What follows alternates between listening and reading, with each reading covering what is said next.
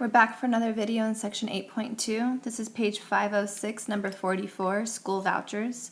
A national opinion poll found that 44% of all American adults agree that parents should be given vouchers that are good for education at any public or private school of their choice. The result was based on a small sample. So how large an SRS is required to obtain a margin of error of 0.03, that is plus or minus 3%, and a 99% confidence interval? Answer this question using the previous poll's result as the guessed value for p hat.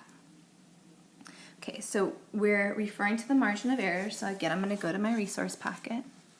I always have the statistic plus or minus the critical value times the standard deviation of the statistic. This plus or minus part over here makes up your margin of error. So the margin of error is equal to our critical value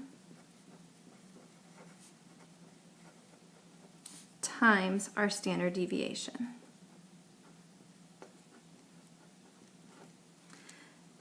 We know that we had a 99% confidence interval, so I'll show you again how I would find that. I'm going to switch to the t-table in my resource packet.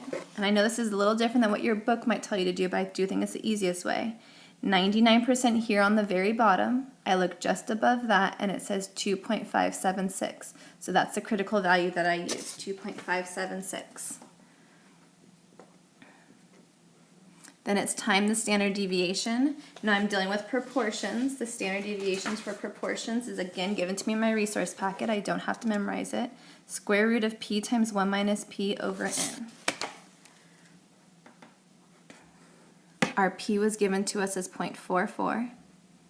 So 1 minus p would be 0.56.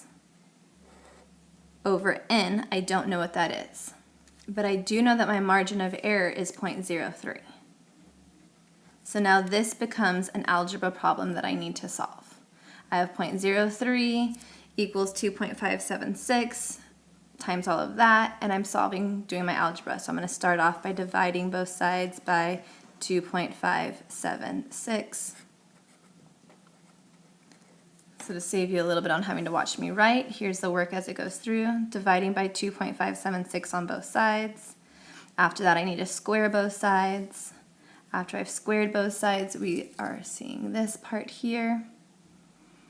And then just keep going through solving it. You can multiply by n on both sides, and you're dividing by the scientific notation you got out of your calculator, and you're ending up with n is greater than or equal to 1816.73. Go ahead and give that as the full answer here when you're showing your work, but then in context, we know that we need a sample of 1817 adults in order to satisfy this. And going on to part B, answer the question in part A again, but this time use a conservative guess, p hat equal to 0.5. By how much do the two sample sizes differ? Now this is what realistically is going to happen more often, because you have to choose your sample size before you've taken a sample.